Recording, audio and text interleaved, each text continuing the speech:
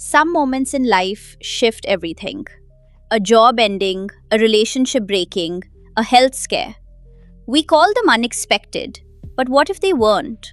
What if every major life event has a precise astronomical fingerprint and you can read it in reverse?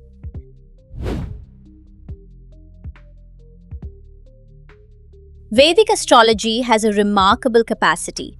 You give it a date from your past, a date you remember clearly, and it can reconstruct every active astrological condition at that exact moment.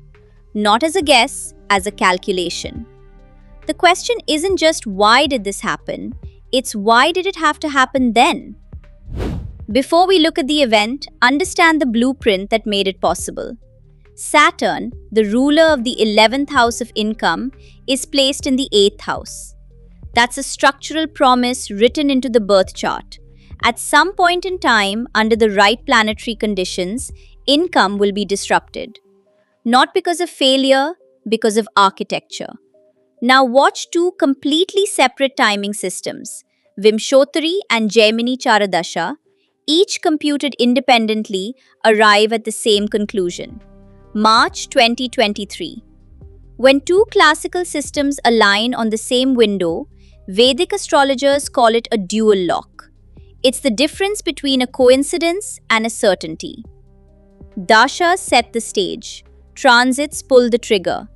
In March 2023, transiting Mars moved into Gemini and cast its 8th aspect directly onto natal Saturn. That was the spark, the specific planetary event that crystallized a general period of vulnerability into a specific week's event. Deterministic, not random.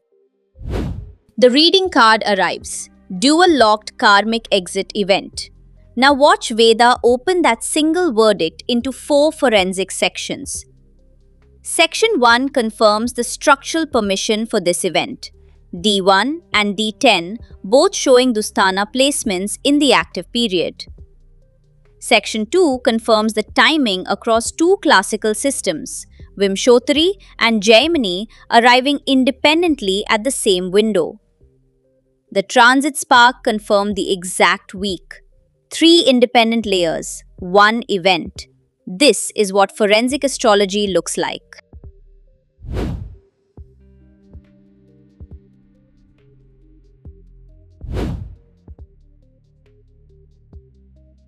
This event raises a deeper question.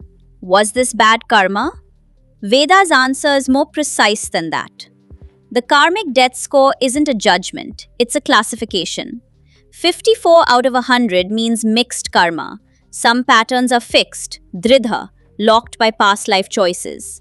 Others are adridha, malleable, responsive to conscious effort and targeted remedies. Most people have more adridha karma than they realize. And here is the soul contract that frames all of it. Rahu in the 10th house, the soul's assignment for this lifetime. Build public authority and professional independence. Ketu in the 4th, past life mastery of comfort, home and inner peace, now asking to be released. The job loss was Ketu pushing you off a familiar shore. Rahu is calling you to build something the world can see. Veda now delivers the complete KDS analysis with 3 targeted remedy protocols, each matched precisely to the karmic creditors active in this chart. 54 out of 100, mixed karma. Some of what happened is dridha, fixed, locked by past life choices, not easily altered. But the majority is adridha, responsive to conscious action and targeted practice. That distinction matters enormously.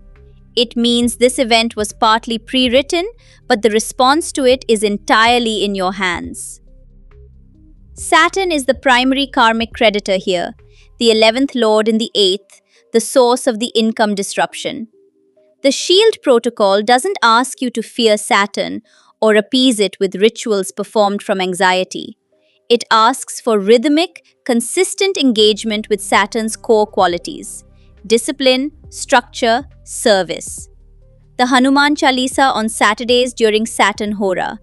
This works precisely because it creates a regular, reliable rhythm that Saturn respects. People who do this consistently report that Saturn's disruptions become more predictable and more navigable. The seed protocols for Rahu and Ketu are about direction, not suppression. You cannot suppress a nodal axis, only redirect it. Rahu's ambition needs grounding. The sandalwood meditation over 21 consecutive days anchors that expansive 10th house energy into focused professional growth rather than scattered anxiety. Ketu's wisdom needs an outlet. Teaching and sharing knowledge weekly is not a generic suggestion. It's the specific energetic channel that Ketu in the fourth releases through. When you transmit what you know, you satisfy Ketu's karmic assignment and free yourself to move forward.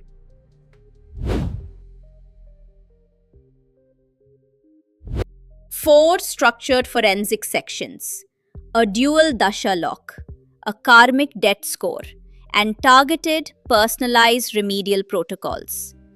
This is not astrology as fortune telling, it's astrology as architecture.